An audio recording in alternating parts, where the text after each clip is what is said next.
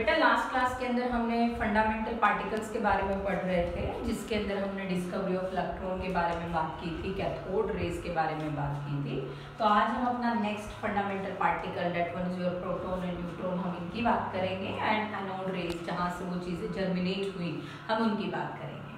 बेटा देखो, जब हमने कैथोड की बात की, जब कैथोड का आप जे थॉमसन ने एक्सपेरिमेंट किया, तो वहाँ पर थोड़े टाइम के बाद इन 1886 गोल्डस्टीन ने सेम उसी तरीके से एक ट्यूब ली, डिस्चार्ज ट्यूब ली, वैक्यूम पंप लगाया, कैथोड और एनोड और बॉल के ऊपर यहाँ जिंक सल्फाइड की कोटिंग की। अब देखो इसके अंदर क्या डिफरेंस है। सबसे पहले तो आप एक चीज़ ध्यान रखिए, यहाँ पर उसने जो कैथोड लिया था that one is the perforated.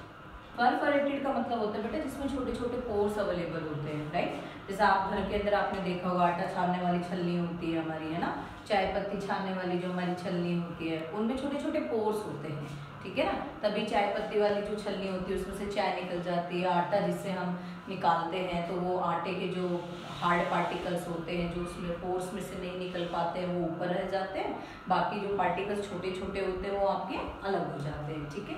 तो परफोरेटेड यहाँ पर कैथोड लगाया। अब देखो सवाल ये उठता है कि माइंड में ये चीज़ कैसे आई कि भाई प्रोटॉन नाम का एक फंडामेंटल पार्टिकल भी प्रेजेंट है। अब वो कैसे आया बेटा, देखो कोई भी एटम हमने आपको बताया वो इलेक्ट्रिकली न्यूट्रल है, ठीक है। अगर वो इलेक्ट्रिकली न्यूट्रल है तो हम लोग पहले आपका जो है कैथोड से इलेक्ट्रॉन के बारे में बता चुके कि उसके ऊपर नेगेटिव चार्ज प्रेजेंट है।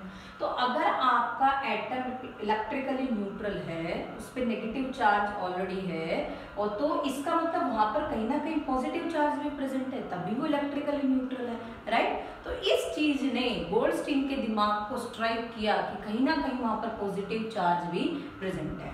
तो उसके लिए उसने ये पूरा एक्सपेरिमेंट किया। यहाँ जो इसने कैथोड लिया that one is your perforated cathode. उसके बाद उसने जब यहाँ से रेडिएशंस का फ्लो स्टार्ट किया, जो भी इस डिस्चार्ज ट्यूब में उसने गैस की थी, तो ही observe that some rays are coming from the pores which are present in this perforated cathode.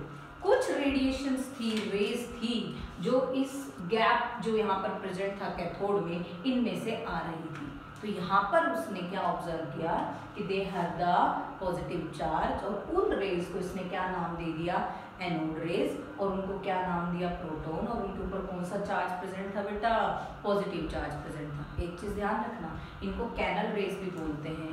दूसरी बात, कभी भी ये मत बोल देना कि एनोड रेज जो है वो एनोड एंड से प्रोड्यूस हुई है। देखो जो एनोड रेज है ना, वो कैथोड रेज के जो बीच में जो गैप है ना बेटा, ये इनसे प्रोड्यूस हुई है, तो इस चीज का ध्यान रखना। तो ये रेडिएशन जब यहाँ से गई तो जो आपका गोल्डस्टीन था ये ऑब्जर्व दैट कि यहाँ पर जो हमने जिंक सल्फाइड की जो कोटिंग कर रखी थी उसके ऊपर फ्लोरोसेंस हुआ।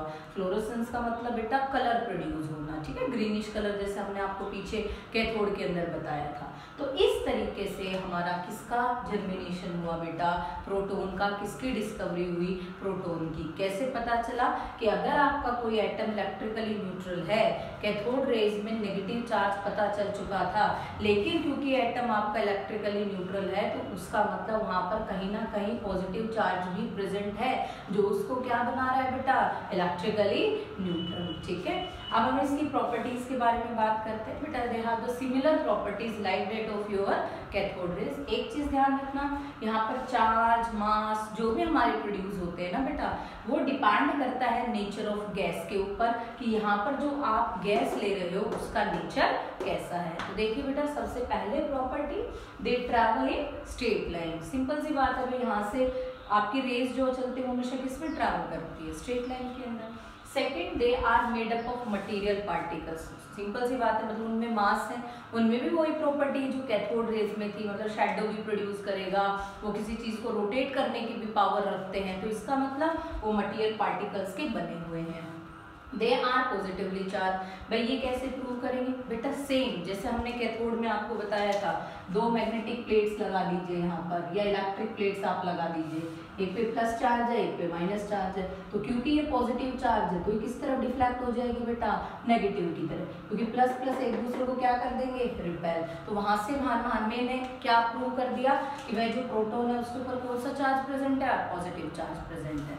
इसके अलावा हमने इनका ई E/m जो हमने निकाला वो हर गैस का अपने आप में क्या था बेटा, अलग था। इस चीज का ध्यान रखना। ये डिपेंड करता है कि यहाँ पर नेचर ऑफ गैस आपका कैसा है।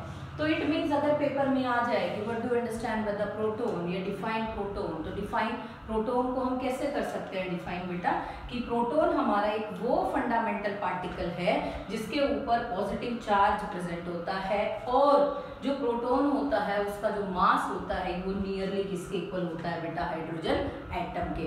ध्यान रखना, इलेक्ट्रॉन में जब हमने फाइंड आउट किया था तो वो आपका 1/1837 आ रहा था, राइट। लेकिन प्रोटोन और हाइड्रोजन का जो मास होता है वो नियरली क्या होता है बेटा, इक्वल होता है। इस चीज का ध्यान रखिएगा, ठीक है। तो इस तरीके से हमारी किसकी डिस्कवरी हुई, प्रोटोन की। हालांकि बेटा इनकी जनरल आपको नॉलेज पता होना चाहिए, हालांकि इससे रिलेट इतना कुछ आता नहीं है, लेकिन फिर भी वह आपको साइंटिस्ट का नाम पता होना चाहिए, इसका मास पता होना चाहिए, लाइक दैट, ठीक है। फिर अब आते हैं न्यूट्रॉन। अब न्यूट्रॉन के बारे में क्यों पता चला, देखो मोस्टली ने 1913 में स्कैटरिंग एक्सपेरिमेंट्स वगैरह किए तो उसने ऑब्जर्व किया कि जो भी आप एटम लेके चलते हो ना, तो उस एटम एलिमेंट का मास जब उस एटम से कंपेयर करते हैं उस एलिमेंट के, तो उसका मास थोड़ा बहुत कहीं ना कम आता है, ठीक है। तो भाई कम आ रहा है तो इसका मतलब इलेक्ट्रॉन और प्रोटॉन के साथ वहाँ कोई और पार्टिकल भी प्रोड्यूस हो रहा है, ठीक है।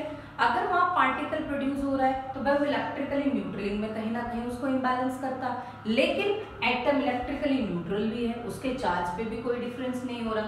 तो वहां से फिर आपका जो चैडविक था इन 1932 के अंदर उसने एक्सपेरिमेंट किया और उसने क्या काम किया बेटा, कि आपके कुछ लाइट पार्टिकल्स लिए, ठीक है, इसके बेरिलियम और बोरोन जैसे, और उनको अल्फा पार्टिकल्स के साथ स्कैटरिंग करवाई। अल्फा एक पार्टिकल होता है बेटा जिसका मास एटॉमिक नंबर नियरली जो आपका हीलियम होता है उसके इक्वल होता है। तो कई बार अल्फा पार्टिकल को हीलियम भी बोल दिया जाता है, हालांकि ध्यान रखना दोनों चीजें अलग होती हैं, लेकिन क्योंकि अल्फा पार्टिकल का मास और एटॉमिक नंबर हीलियम के बराबर होता है तो कई बार हम उसको हीलियम मान लेते हैं, ठीक है। लेकिन दोनों हैं अलग, क्योंकि बेटा ये अल्फा बीटा गामा 3 तरह की रेडिएशंस होती हैं, इनको हम रेडियो एक्टिव एलिमेंट्स बोलते हैं। रेडियो एक्टिव एलिमेंट्स क्या होते हैं बेटा, जिनमें से अपने आप ही रेडिएशंस निकलती रहती हैं, आपको इनिशिएट करने की जरूरत नहीं है, अपने आप रेडिएशन निकलती हैं। लाइक जैसे यूरेनियम,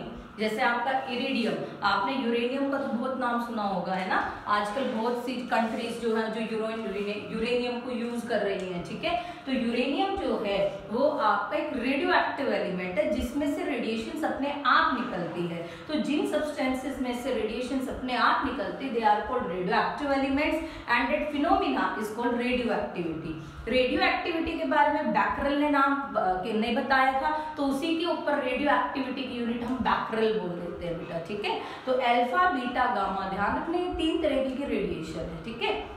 तो चैडविक ने 1932 के अंदर बम्बार्डमेंट कराया कुछ पार्टिकल्स का, बेरिलियम और बोरोन, वो लाइट हल्के पार्टिकल्स होने चाहिए, किसके साथ, अल्फा पार्टिकल्स के साथ। तो चैडविक ने वहां पर क्या ऑब्जर्व किया कि कुछ नए पार्टिकल्स बने हैं लेकिन उनके ऊपर कोई चार्ज नहीं है, बट दे हैव मास, उनके ऊपर चार्ज नहीं है लेकिन मास है। क्योंकि अगर चार्ज होता तो एटम की इलेक्ट्रिकली न्यूट्रलिटी मेंटेन नहीं हो पाती, ठीक है। अब वो उसको कैसे पता चला, जब उसने एक्सपेरिमेंट किया तो उसने क्या पाया, अल्फा पार्टिकल, जैसा मैंने अभी आपको बताया बेटा, उसका जो एटॉमिक मास है वो 4 यू मतलब यूनिफाइड मास, और जो चार्ज है मतलब +2, that one is your atomic number. Beryllium, अब देखिए बेरिलियम का एटॉमिक नंबर होता है 4 और मास होता है 9। अब देखो अगर मैं इसको टोटल करूं तो देखिए ये मतलब 4 प्लस और ये कितना हो गया +6, मतलब इन दोनों को अगर मैं ऐड कर दूं तो टोटल एटॉमिक नंबर कितना बन गया 6।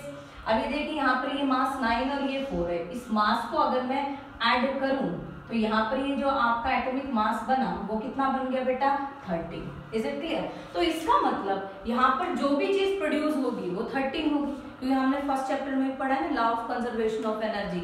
Energy neither be created not be destroyed but it can change from one form to another. जितना रिएक्टेंट है उतना प्रोडक्ट बनता है, with little small amount of energy वहाँ वेस्ट हो जाती है, ठीक है। तो यहाँ पर देखिए यहाँ पर क्या बना, कार्बन बना है ना। कार्बन का एटॉमिक नंबर कितना है 6, ठीक, और इसका मास नंबर कितना है बेटा 12, ये है। अब देखिए यहाँ पर ये 6 और 6 ये तो बैलेंस हो गया, ठीक है। लेकिन एटॉमिक मास यहाँ पर क्या है 13 और यहाँ पर ये क्या है 12। तो इसका मतलब यहाँ पर कोई ऐसा पार्टिकल प्रोड्यूस जरूर हो रहा है जिसके ऊपर चार्ज तो नहीं है लेकिन मास है, तो उसको हमने क्या नाम दे दिया, that one is your neutron. यहाँ ये +6 चार्ज है, जैसे बेरिलियम है। एटॉमिक नंबर का मतलब क्या होता है, हमने लास्ट क्लास में आपको बताया था। एटॉमिक नंबर का मतलब किसी भी एटम में कितने प्रोटॉन प्रेजेंट है, और प्रोटॉन प्रेजेंट होने का मतलब उसके ऊपर कितना पॉजिटिव चार्ज है, राइट बेटा, क्योंकि एटॉमिक नंबर किसके इक्वल होता है, नंबर ऑफ प्रोटॉन के, ठीक है। तो यहाँ पर है +2 एटॉमिक नंबर लगा लो या प्रोटॉन का चार्ज लगा लो। यहाँ एटॉमिक नंबर है 4, मतलब यहाँ नंबर ऑफ प्रोटॉन मतलब नंबर ऑफ पॉजिटिव चार्ज कितना हो गया 4, तो 4 और +2 +6 हो गया। तो कार्बन का कितना चार्ज आ गया +6, इट्स ओके, ठीक है भाई। जितना यहाँ पर प्रोड्यूस हो रहा था, बन रहा था, उतना यहाँ पर आपको मिल गया।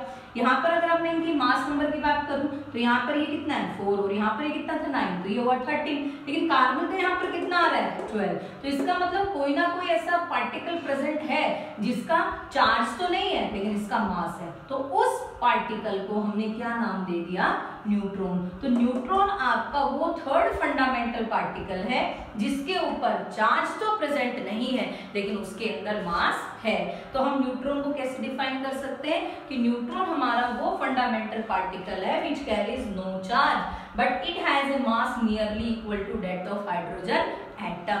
तो इसका मतलब हम ये कह सकते हैं, क्योंकि न्यूट्रॉन का मास भी हाइड्रोजन एटम के इक्वल है और प्रोटॉन का मास भी हाइड्रोजन एटम के इक्वल है, तो इसका मतलब प्रोटॉन और न्यूट्रॉन का जो मास है वो नियरली क्या होता है, इक्वल होता है। एक तरीके से हम ये कह सकते हैं वो इक्वल ही है, ठीक है। लेकिन अगर एग्जाम में कभी भी आ जाए, आपको इलेक्ट्रॉन प्रोटॉन न्यूट्रॉन दे रखा है या ऑप्शन ये दे दे प्रोटॉन और न्यूट्रॉन में से मास किसका ज्यादा है, तो बेटा एक चीज ध्यान रखना, हालांकि हम ये बोलते हैं कि मास जो है प्रोटॉन और न्यूट्रॉन का सेम है, लेकिन अगर प्रोटॉन और न्यूट्रॉन में से अगर आपसे पूछ लिया जाए कि किसका मास ज्यादा है, तो रिमेंबर आपका जो न्यूट्रॉन होता है उसका मास प्रोटॉन से हल्का सा ज्यादा होता है, बिल्कुल लाइट, जैसे उसके अंदर होता है 1.6742, इसमें आ जाता है 1.6744, सिर्फ डिफरेंस आता है इतना, बाकी दोनों के जो वैल्यू है वो क्या होती है, सेम होती है, ठीक है। अब जरा हम एक बार देख लेते हैं बेटा, ये चीज आपको पता होनी चाहिए, उनके मास पता होने चाहिए, ठीक है। पार्टिकल 3 फंडामेंटल पार्टिकल हैं, electron proton and neutron. Electron पे चार्ज -1, प्रोटॉन पे +1, न्यूट्रॉन पे no charge. Mass it is present in KG, electron पे है 9.1 × 10⁻31 kg, प्रोटॉन पे है 1.67 × 10⁻27 kg and neutron is the same 1.67 × 10⁻27 kg। इस चीज का ध्यान रखना, ये आपको गिवन नहीं मिलेगा, ये चीजें आपको फिजिक्स में भी मिलेंगी, तो आपको इनके ऊपर चार्ज और इनका मास आपको पता होना चाहिए, ठीक है। तो ये हमारा जनरल इंट्रोडक्शन था इलेक्ट्रॉन प्रोटॉन और न्यूट्रॉन का, और वो किस तरीके से डिस्कवर हुए। तो आज के लिए इतना ही, नेक्स्ट क्लास के अंदर हम बेटा पूरा डिटेल में अब atomic number and all that जो जे थॉमसन मॉडल हम इसका डिस्कशन करेंगे, ठीक है। Stay at home, stay safe, thank you.